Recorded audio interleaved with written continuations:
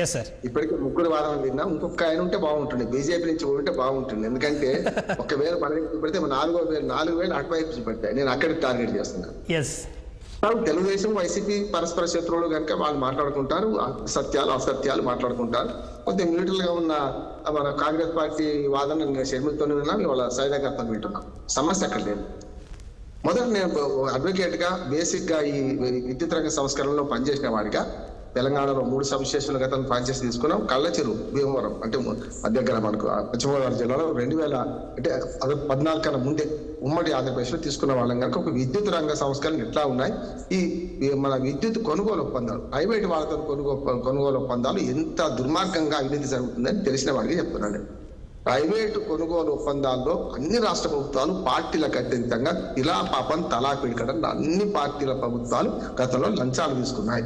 దీని మీద బీజేపీ ఒక మంచి చట్టం చేసింది. బీజేపీ వైపు వస్తానే బీజేపీ ఏం చేసిందంటే విద్యుత్ సంస్కరణలో భాగంగా మీరు మీటర్లు పెట్టండి, మీటర్లు పెడితే మీకు విద్యుత్ సంస్కరణలో భాగంగా మీకు 3,500 కోట్ల రూపాయలు తెలంగాణకు, లేకపోతే 5,500 కోట్ల రూపాయలు ఆంధ్రప్రదేశ్కు అదనంగా అప్పు తెచ్చుకునే సౌకర్యం ఫ్రీగా ఇచ్చేది కాదు. అంటే ఎఫ్ఆర్పిఎం పరిమితి పెంచుతామన్నారు. ఈ 2 రాష్ట్ర ప్రభుత్వాలు అప్పుడు చంద్రబాబు నాయుడు గారి హయాంలో ఒప్పుకొని, ఇక్కడ కేసీఆర్ గారి హయాంలో ఒప్పుకొని అయిపోయింది. నేనేమంటున్నానంటే ఇప్పుడు అమెరికా నుంచి ఇక్కడికి వద్దాం అంటే తీగలాగితే డొంక కలుగుతుంది కదా.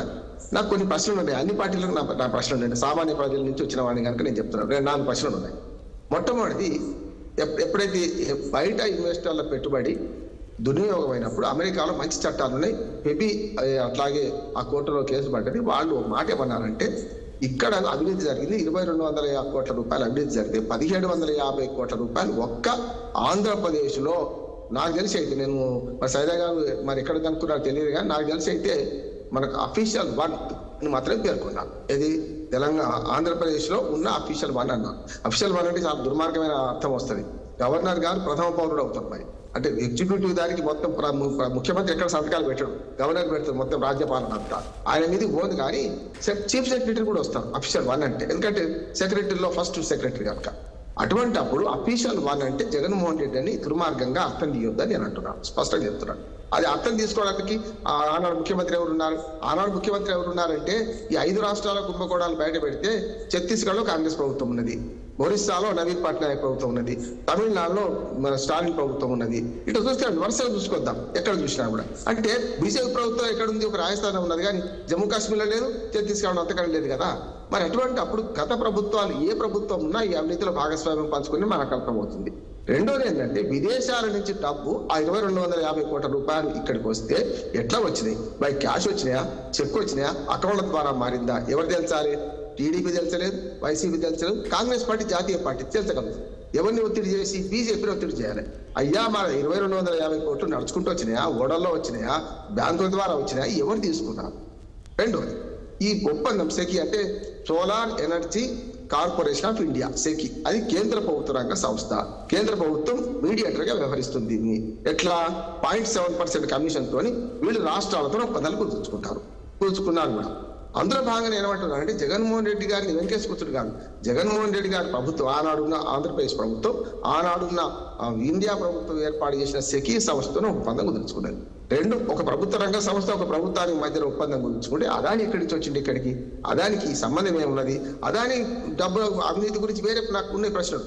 కానీ అదాని ఇందులో ఎక్కడ ఇన్వాల్వ్ అయితే ఎవరితో కావాలంటే కేంద్ర ప్రభుత్వంతో సఖ్యతగా ఉన్న అదాని అక్కడ ఈ గోటాల చేయాలి. అంటే ఇన్ని రూపాయలు పెంచితే మీరు రాష్ట్రాలతో ఒప్పందాలు కుదిరించాలని చెప్పాలి. వైసీపీ మనకు మోడీ రహస్య స్నేహితులే కదా, అంతకుముందు అన్ని బిల్లులకు వాళ్ళు సపోర్ట్ చేశారు కదా. అక్కడ నాకు ఏ పార్టీని వేరు చేయలేదు కానీ చేశారు కదా. అటువంటి అప్పుడు ఆంధ్రప్రదేశ్ ప్రభుత్వము సెకీతో కొత్త ఒప్పందంలో అదాని మధ్యకి రాలేదు కదా. కలవడం వేరు. చంద్రబాబు నాయుడు గారిని కలుస్తాడు, కేసీఆర్ కలుస్తాడు, మన జగన్మోహన్ రెడ్డి కలుస్తాడు, రేవంత్ రెడ్డి కూడా కలుస్తాడు. సమస్య కాదు. కలవడం వల్ల ఏమైంది? అది ఆ కలిసిన సంగతి తర్వాత ఏం పెట్టుబడి తెచ్చామని ప్రెస్ మీట్ పెట్టి కూడా అది రాజకీయ వివాదం. ఇక్కడ నేను అడుగుతున్నాను, నాటి 2,250 కోట్ల రూపాయలు ఇండియాకి ఎట్లా వచ్చినాయి, ఎవరు తెచ్చాలి అంటే ఫారిన్ ఎక్స్చేంజ్ జరిగినప్పుడు కేంద్ర ప్రభుత్వం తేలకుండా జరగదు. చీమైనా మన శివుడానికి నేర్పి చీమైనా కుట్టదు అన్నట్టు రావాల్సింది ఉంది.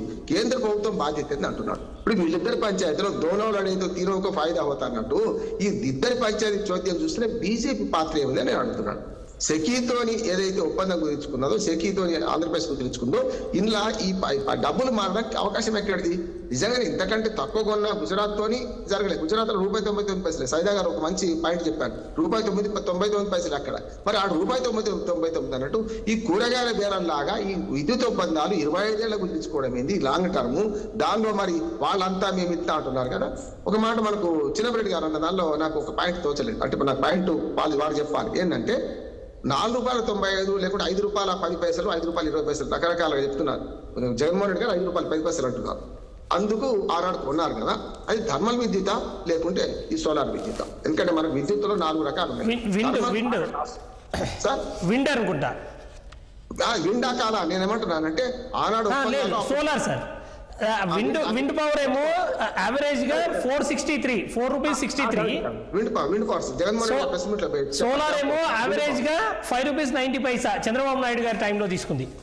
అంటే ఏంటంటే థర్మల్ పవర్ ఉంది ఆనాడు మనకు, మరి మన హైడ్రల్ పవర్ ఉంది, విండ్ పవర్ చెప్పారు. విండ్ పవర్ కంటే అన్నిటికన్నా చవకైంది మనకు సోలార్ పవర్ కదా. సోలార్ పవర్ కూడా విండ్ పవర్ కుదిరించుకున్నారు కదా, సోలార్ పవర్ ఇంకా తక్కువ కావాలి.